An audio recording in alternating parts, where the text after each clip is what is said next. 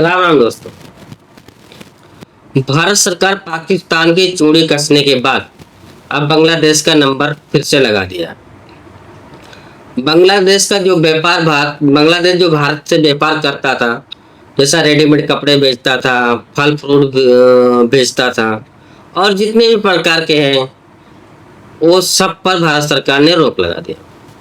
मतलब पाकिस्तान की जीडीपी को पूरी तरह से खत्म करने के लिए भारत सरकार ने मन बना लिया।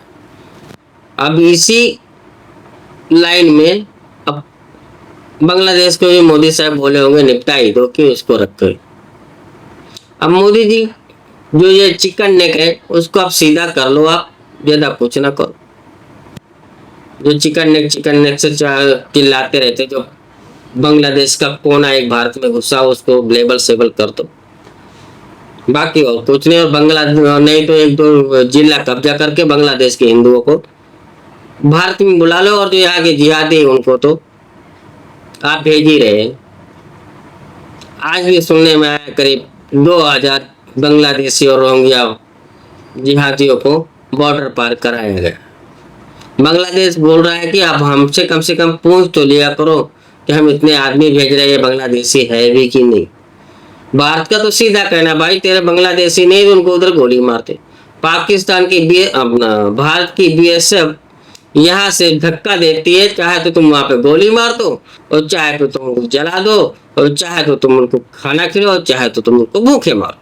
लेकिन भारत जितने भी अब घुसपैठे बैठे हुए हैं भारत में बांग्लादेशी, अब सबको चुन चुन करके बांग्लादेश में पुश कर रहे हैं।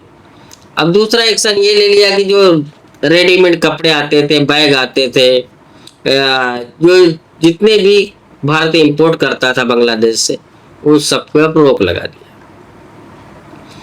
और रुई धागा पे तो पहले से ही भारत बांग्लादेश को भेजना बंद कर दिया था, जिसकी वजह से बांग्लादेश की गारमेंट इंडस्ट्री, जो गारमेंट इंडस्ट्रियल है, वो पूरी तरह से ठप होने के कगार पे हो ही गए थे। और रही बची खुशी जो कसर थी, वो भारत ने अब इस सब पे बैन लगाकर पूरा कर दिया। कुछ दिन पहले ही भारत ने जो बांग्लादेश का जो सामान रहता था वो भारत के पोर्टों से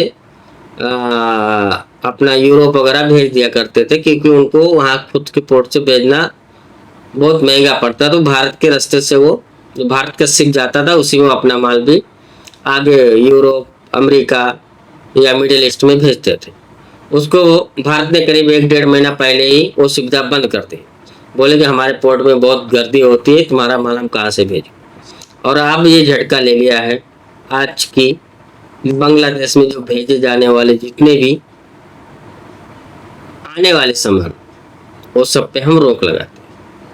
अब देखते हैं बांग्लादेश यूसुफ सरकार कितना दिन झेल पाती है। मजे की बात तो ये यार लगता है ट्रम्प का ही आदमी होगा। बाइडन का यूसुफ मियाँ तो बाइडन का आदमी था ही। ट्रम्प बोला मैं आते ही इसका कुछ तो इलाज करूंगा, लेकिन किया नहीं। लेकिन ट्रम्प की भी गलती नहीं है। ट्रम्प ने तो बोल दिया हम बांग्लादेश को मोदी जी के हवाले कर दिए, और मोदी जी अभी तक इसका कल्याण नहीं किए। ये एक सोचने वाली बात है। लेकिन मोदी जी भी करे तो क्या करें, क्योंकि वो पाकिस्तान में फंसे हुए थे। पाकिस्तान से थोड़ा से राहत पाए, ऑपरेशन होल्ड पे है थोड़ा, तो सोच रहे हैं कि अब बांग्लादेश को ही निपटा ही दो, और मेरे हिसाब से निपटा ही दो। वैसे तो सुनने में आया कि मियाँ तो परेशान है मोदी जी से बात करने के लिए, गिड़गिड़ा रहा है, लेकिन मुझे लगता नहीं मोदी जी इसको माफ करेंगे। इसको मोदी जी निपटा ही दे तो अच्छा।